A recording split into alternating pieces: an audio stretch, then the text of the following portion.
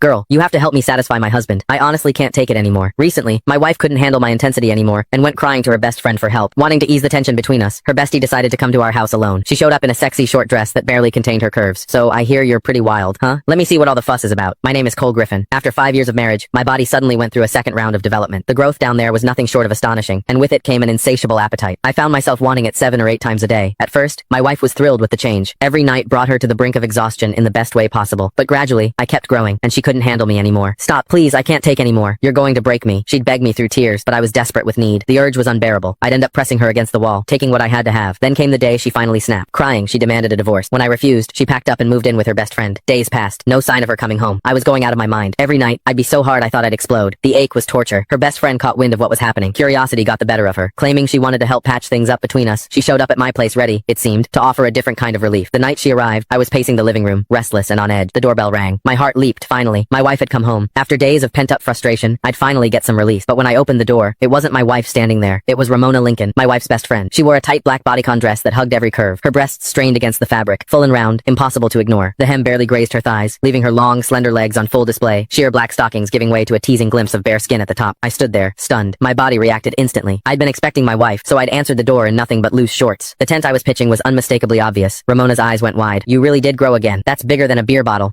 Truth was, Ramona was a woman with unmet needs herself. She was beautiful. Anyone could see that. But she'd married a rich old man. According to my wife, he'd burned through his prime too hard and too fast. Now his body had given out, and he couldn't satisfy her at all. These days, she apparently spent good money on male escorts to fill the void. I motioned her inside. She settled onto the couch, crossing her legs slowly, showing off those red bottom heels, making damn sure I noticed. So what brings you here, Ramona? I asked, grabbing a glass of water and handing it to her. Where's Rachel? She took a sip, then fixed me with a look. You're the reason. You're like a bull on steroids. Rachel's too scared to come home. I'm here to talk some sense into you. You can't keep going at her like that. She's delicate, for God's sake. No woman could handle a brute like you going full force. As she spoke, her chest rose and fell with each word. Those two magnificent breasts moved hypnotically beneath the thin fabric bigger than my wife's, fuller, and I couldn't tear my eyes away. My pulse hammered in my ears. God, I wanted to touch them. I sighed, settling into the chair across from her. It's not that I'm trying to be rough. It's this second development I can't control it. The urge hits me like a freight train. If I don't, at least once a day, the ache is unbearable. Ramona's eyes sparkled with curiosity.